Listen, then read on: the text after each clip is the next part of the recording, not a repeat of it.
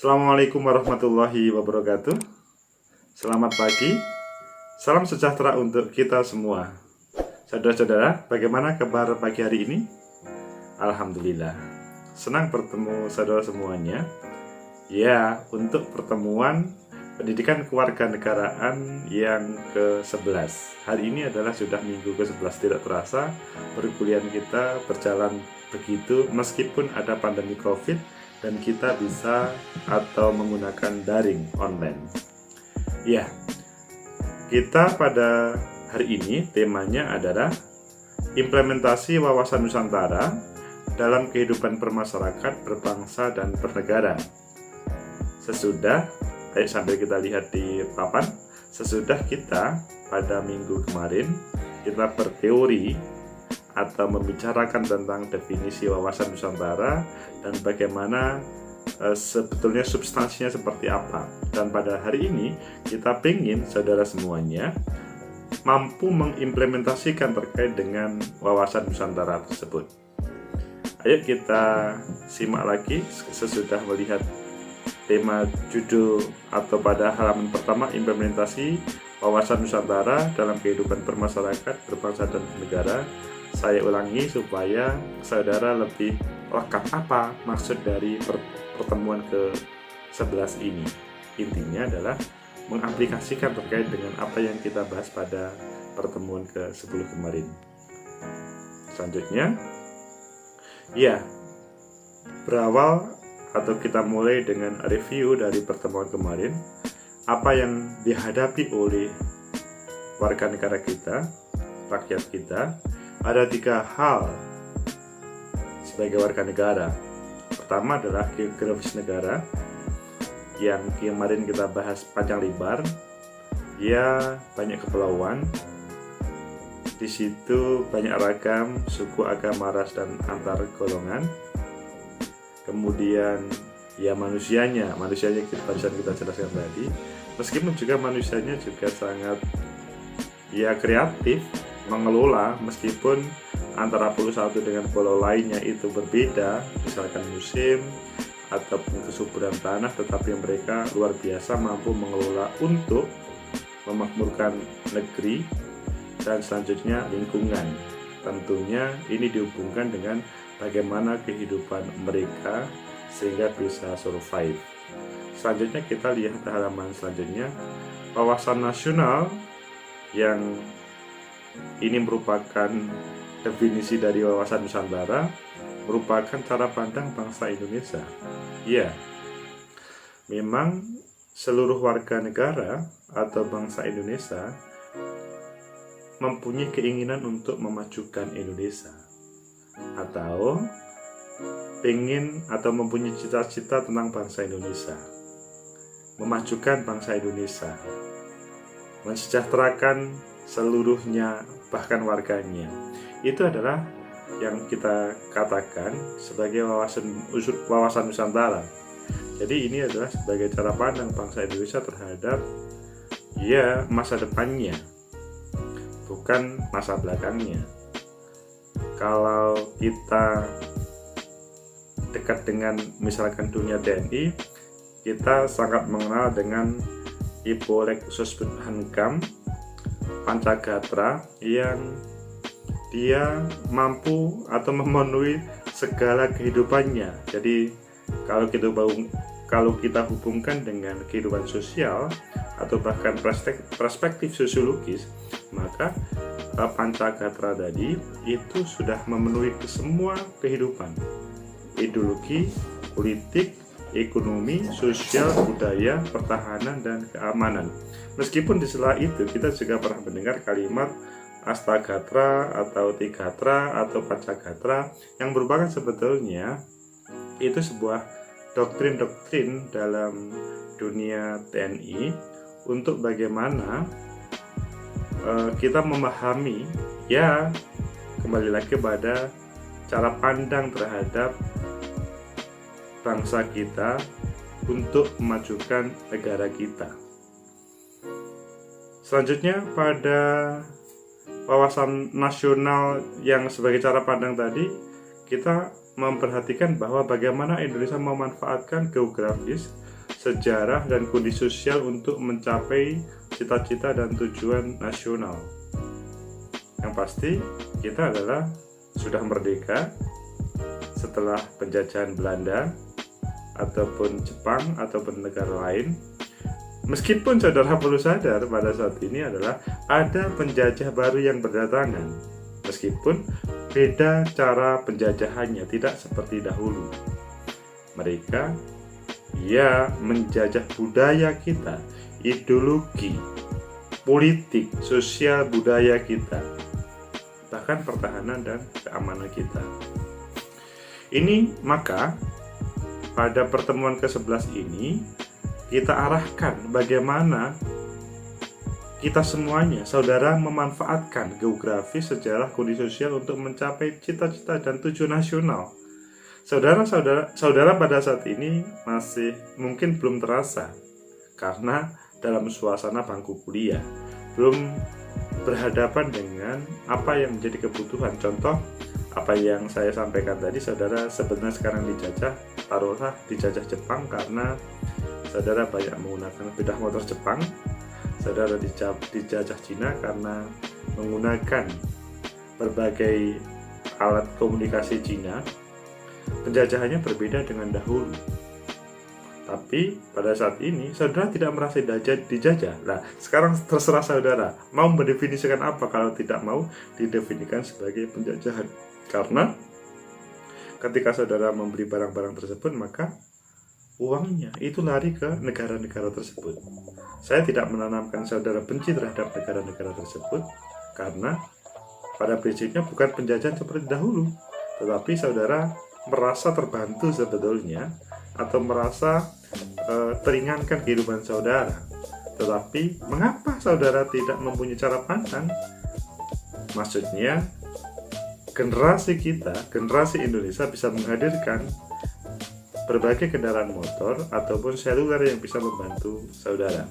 Sekali lagi, pada kesempatan ini kita tidak ingin ngajarin yang benci terhadap mereka, bukan. Tetapi saudara harus bangkit terhadap itu semuanya. Yang kedua adalah bagaimana bangsa Indonesia memandang diri dan lingkungannya. Inilah yang saya katakan tadi. Sadar nggak kita di tengah dunia global ini mempunyai cara pandang yang bagaimana mempertahankan kita. Ya memang paling enak itu belanja, tetapi kalau kita belanja terus, selanjutnya uang untuk belanja dari mana?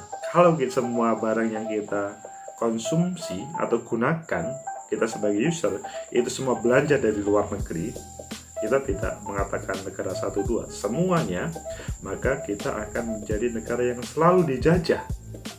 Karena mungkin saudara bertanya, Pak, kami ikhlas kok dijajah. Iya, saudara sekarang ngomong begitu. Coba nanti pada 5 tahun, 10 tahun lagi, ketika misalkan anak negeri tidak ada yang bisa memproduksi dan bisa menjual kepada luar negeri, semuanya konsumtif terhadap barang-barang luar negeri, maka rupiah tidak mempunyai arti. Saudara akan selalu dibolak-balikkan atas kebingungan karena menghadapi dunia luar. Next. Warga negara itu dikembangkan untuk, atau wawasan Nusantara yang itu adalah merupakan jawaban dari warga negara kita, itu dikembangkan untuk menjawab pertama res nulis, bahwa laut tidak ada yang punya dan karenanya tidak dapat diambil atau dimiliki oleh negara, biar semua bebas. Ini adalah tentang laut yang kita kan negara kelautan ya, atau kita banyak laut ya, maritim lah, negara maritim. Itu ada pendapat res nulis. Kemudian ada res komunis, laut adalah milik bersama bangsa, oleh karena tidak dapat diambil dan dimiliki oleh manapun. Ini menjadi masalah ketika pemikiran seperti itu dibiarkan. Karena apa? Karena kalau itu dibiarkan, maka yang terjadi adalah ya kita sebagai negara maritim selanjutnya dibatasi oleh kebebasan atau ketidakpunyaan itu tadi. Itu kan menjadi masalah besar bagi negara kita. Berbeda dengan negara-negara yang mereka memang tidak mempunyai laut, akhirnya mereka bebas. Ya inginnya bebas seperti itu tadi. Contoh misalkan Grotius pada 1609, dia adalah orang tulisan Belanda, mempunyai ajaran tentang mer liberum atau laut bebas. Maksudnya bahwa yang laut itu tidak ada yang punya. Berbeda dengan J. Sheldon 1636 yang dia berkebangsaan Inggris, mengatakan bahwa dasar ajarannya adalah laut tertutup.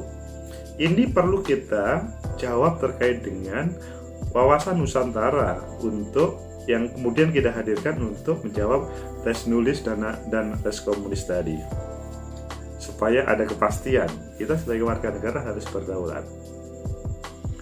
Selanjutnya bahwa unsur dari wawasan Nusantara itu adalah ada 3 hal yang perlu kita pecahkan. Pertama adalah unsur dasar wadah. Pada unsur dasar wadah ini ada 3 item juga yang perlu kita kupas. Pertama, bentuk wujud atas batas ruang lingkup dari wawasan Nusantara. Selanjutnya, Nusantara manunggal dan menyeluruh.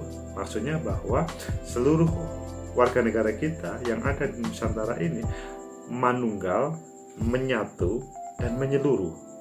Maksudnya bahwa keberadaan hidup kita di Nusantara ini ya harus ada saling ada merasa memiliki.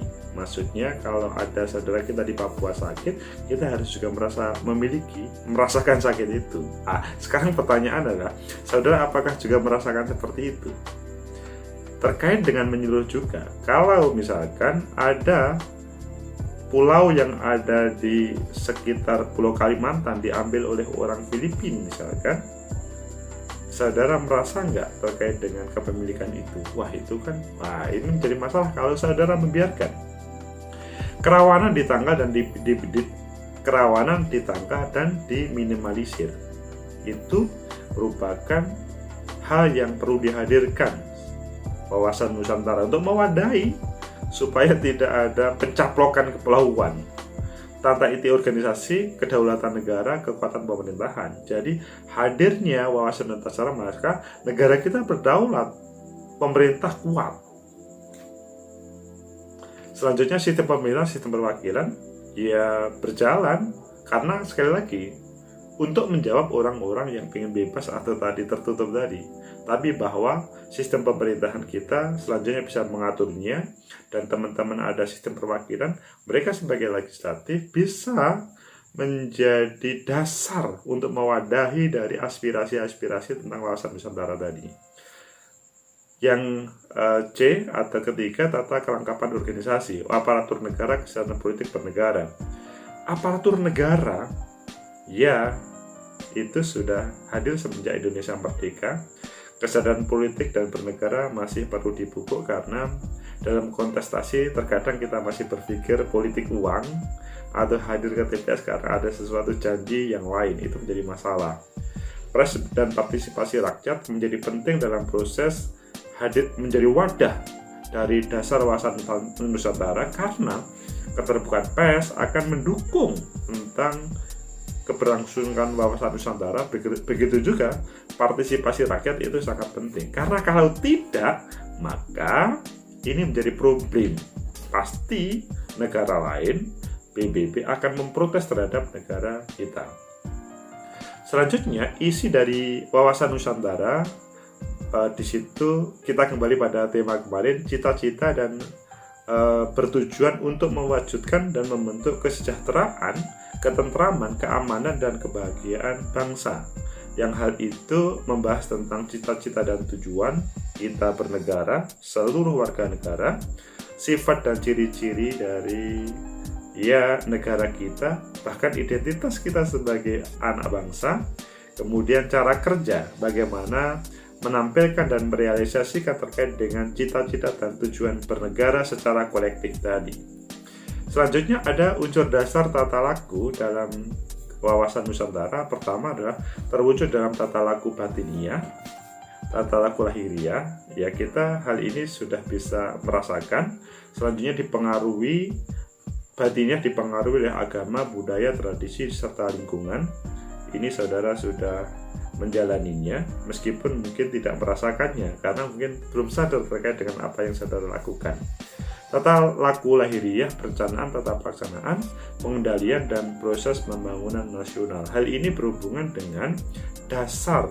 Ini tata laku lahiriah sebagai dasar pembangunan nasional kita. Selanjutnya, unsur warga negara pada dasarnya itu adalah isi NKRI adalah falsafah Pancasila dan Undang-Undang Dasar 45. NKRI merupakan hal yang perlu kita jaga, Negara Kesatuan Republik Indonesia. Undang-undang itu tadi kesalahan tulis, Undang-Undang Dasar 1945 itu merupakan hal yang perlu kita jadikan pedoman dalam bernegara kita.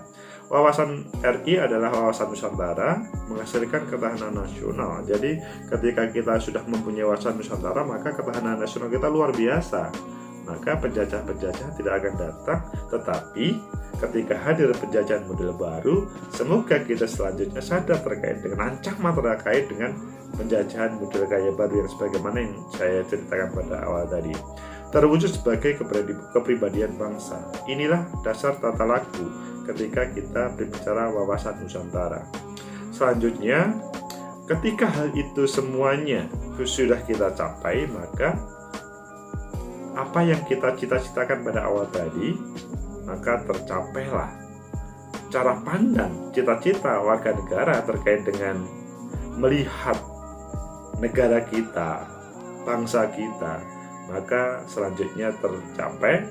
Dan saudara sebagai warga negara tidak cukup berteori pada saat ini, sekarang silahkan mempraktekkan itu semuanya. Semoga ada manfaat, semoga wawasan Nusantara membuka cakrawala pada saudara semuanya untuk memiliki dan mempraktekkan dalam kehidupan sehari-hari. Tidak cukup teoritis atau selesai di UTS ataupun UAS, itu membahayakan terhadap negeri kita. Kalau itu saudara berpikir pokoknya saya belajar wawasan Nusantara atau PKN pertemuan 11 ataupun lainnya, itu pokoknya demi untuk UTS, itu menjadi masalah besar. Semoga ada manfaat, semoga menjadi sekali lagi motivasi saudara bernegara, sehingga apa yang menjadi cita-cita seluruh warga negara, anak bangsa ini tercapai. Semuanya sejahtera, adil, makmur. Terima kasih, ketemu minggu depan. Assalamualaikum warahmatullahi wabarakatuh.